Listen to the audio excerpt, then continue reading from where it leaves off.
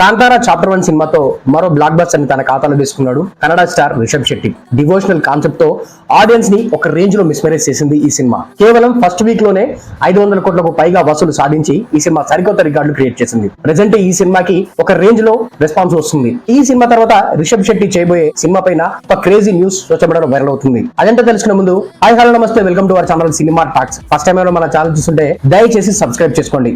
ఇలాంటి interesting and latest updates తో మీ ముందుకు వస్తూనే ఉంటాను.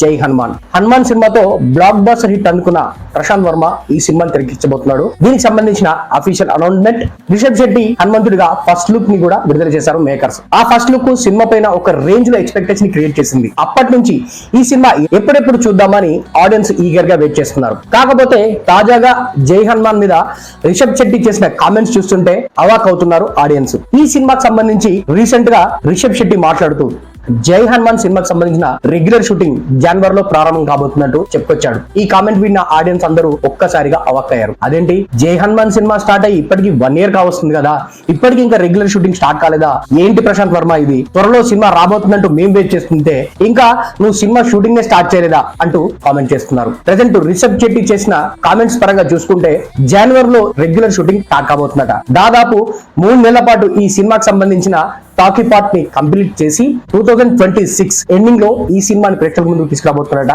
మరి జై హనుమాన్ విషయంలో ప్రశాంత్ వర్మ ఇంత టైం తీసుకోవడానికి కారణం ఏమై ఉంటుందని మీరు అనుకుంటున్నారు? జై హనుమాన్ సినిమా గురించి మీలో ఎంత మంది వెయిట్ చేస్తున్నారు అనేది కింద కామెంట్ చేయండి. ఇలాంటి ఇంట్రెస్టింగ్ అండ్ లేటెస్ట్ అప్డేట్స్ కోసం మన సినిమా టాక్స్ యూట్యూబ్ ఛానల్ ని సబ్స్క్రైబ్ చేయండి.